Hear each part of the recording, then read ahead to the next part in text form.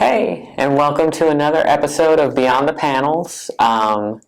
So I am an August baby. August is my birthday month, so I thought it would be fun to kick off August with some of my favorite books from the 80s.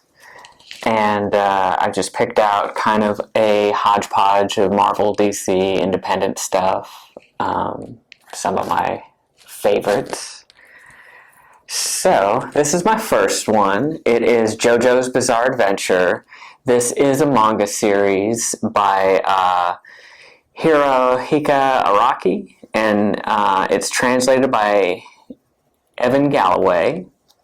And this is a super weird manga and anime series. If you've never seen it, it's super confusing. I could probably do a few videos just on this, but it's a generational story. And this is actually the second installment. The first installment takes place in Victorian England, and this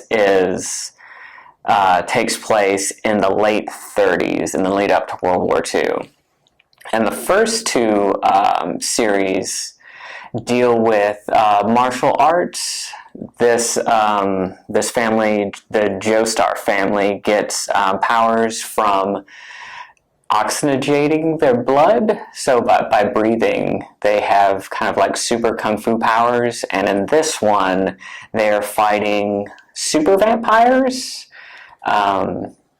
These are still being written today, and it took quite a while to get it translated into English because the author was obsessed with 80s Western pop culture.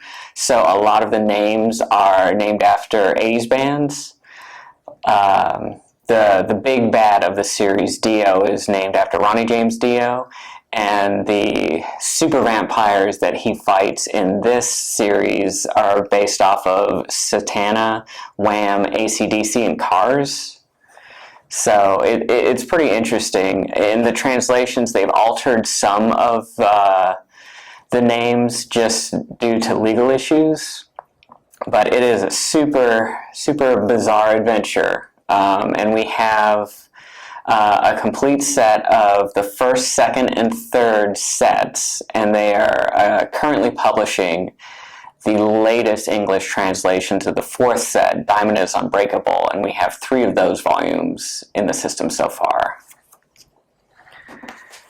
My next one is Suicide Squad. So I'm sure many of you have heard of the movie, but this doesn't have Harley Quinn in it. Harley Quinn is actually a fairly new comic book character. She actually originally appeared on television and not comics first. She was created for the Batman the Animated Series in the 90s, and then after that broke into comics.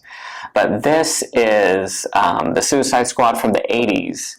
And there was actually a Suicide Squad comic in the 60s that was like an anthology book, but this was a reboot that they did after Crisis on Infinite Earths, which was DC's first like hard reboot of all their characters to kind of make the universe more cohesive and more approachable to new readers. And so this came out in 1987. And it was written by John Ostrander, who's an awesome author. I love all his stuff. He's also done a number of Star Wars books as well. And they first appeared in a miniseries called Legends that kind of established the Justice League. We do have that in the system as well. I was first introduced to this in the early 90s when I was digging through like quarter bins at a comic book store, and the cover to the first issue really struck me because it's a very stark black cover, and it just had profiles of the characters in the Suicide Squad, and it had the tagline, I've written it down here, these 8 people will put their lives on the line for our country. One of them won't be coming home. And the original lineup was Plastique, Mindboggler, Deadshot, Captain Boomerang, Bronze Tiger, Enchantress, Katana, and Rick Flagg. So some of them made it into the movie, but not all. And it actually made good on its promise. In the first issue, one of them dies. And that was the really cool thing about this series, because they took like these like C and D list supervillains, and they were characters that, you know, not a lot of people liked or were very fleshed out. So DC let the writer kill them if they wanted to. And it had a lot of really cool characters. I was kind of bummed I didn't see Bronze Tiger in the movie, because he's actually a really cool African-American character that is like the top martial artist and was actually trained by the same people that trained Batman. So that was really neat. Captain Boomerang was in the movie, but he's a lot more comic relief in this one, and he's just this awful person that's, you know, misogynist, he's racist, and he's constantly being called out by his teammates. So I always like to see that, and, you know, how they broach those issues. And my next one is Captain America. This is Captain America War and Remembrance. This is from an arc from the early 80s, 1980, and it's written by Roger Stern with art by John Byrne, who has done a million things. And this specific volume has a number of really cool, memorable stories. It has one where some politicians try and cash in and publish a bunch of news articles and papers and stuff that Captain America should run for president. And so, like, all the different political parties are vying for Cap's attention for him to run on their platforms. And it's kind of an interesting social and political commentary. You also see Batroc the Leaper, who appeared in some of the Marvel movies. He is a martial artist who practices savate, which is boxing with the feet. It's a French martial art. And then there's one of my favorite two-part stories where Captain America fights a Nazi vampire called Baron Blood with help from Captain America's Union, his European counterpart, Union Jack, who is essentially like Captain America, but he wears the Union Jack flag as a costume. So it's a pretty great run of books. And speaking of Marvel stuff, my next one is a Thor collection of Balder the Brave, which I don't think he's in the Marvel movies, but he is another one of the Asgardians. Like Thor is the god of thunder, Balder is the god of light. And this loosely inspired a lot of Thor Ragnarok as well, because it has to do with Helya, which was, you know, the villain in Ragnarok, and she is assaulting Asgard. And if you remember the goofy guy that takes over Heimdall's position, the Executioner, and how he has those guns, that is in this collection. It's actually taken from one of the story arcs in here. His name is Scourge the Executioner. And it deals both with that and then Balder helping out Thor and dealing with his love interest, the Norn Queen. So it's another really interesting, cool 80s book. And speaking of 80s, I would be remiss if I didn't mention G.I. Joe. Most of our collections are checked out right now, but I do have a single issue, so I thought I would bring this one up. The series started in 1982. This specific one's from 87. It's always been really, really well written. The original series, G.I. Joe, A Real American Hero, was written by Larry Hama. Oddly enough, this is a comic based on a toy line. It was a toy line first, and then they were like, hey, as a promotion for the toys, let's make a comic. And it's amazing. This one is a pretty funny one because on the cover we have three of the most famous masked people that we don't know their identity. There's Destro, Snake Eyes, and Cobra Commander. In this one, they're each unmasked, but they're unmasked in shadow or off panel, so it's kind of a huge tease to the reader. But essentially it's a paramilitary group, G.I. Joe, that fights the terrorist organization Cobra, who is a terrorist organization that was founded by a disillusioned used car salesman that becomes Cobra Commander.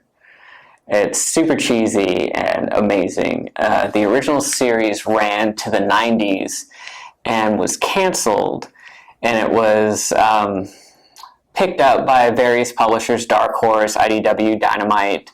It's at IDW right now, and gosh, a few years ago, they actually got the original writer to come back and continue the main story, the real American hero. So it's a continuation of this original, and they kept the original numbering and everything. And it's always been just a really solid read. And my next one is definitely a mature title. It's very sexy and violent.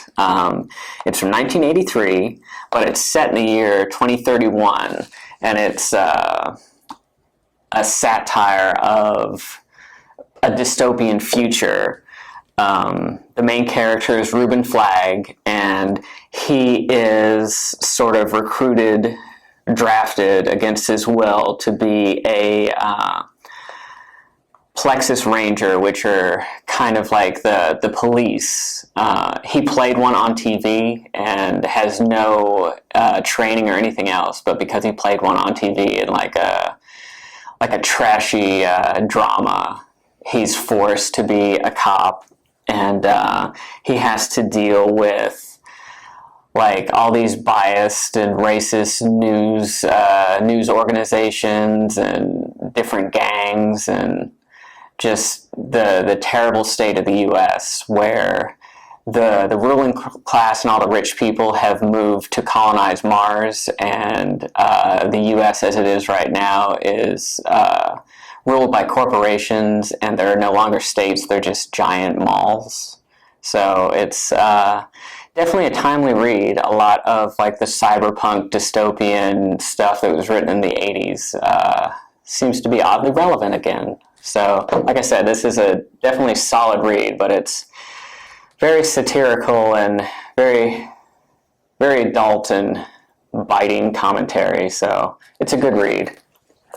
And my last one is one of my personal favorites. Well, they're all personal favorites, but this is a really awesome one. It is Wonder Woman by George Perez, Volume 1, and this is from 1987. I touched briefly on Crisis on Infinite Earths with Suicide Squad, about how that was kind of like their hard reset of the DC universe as a whole.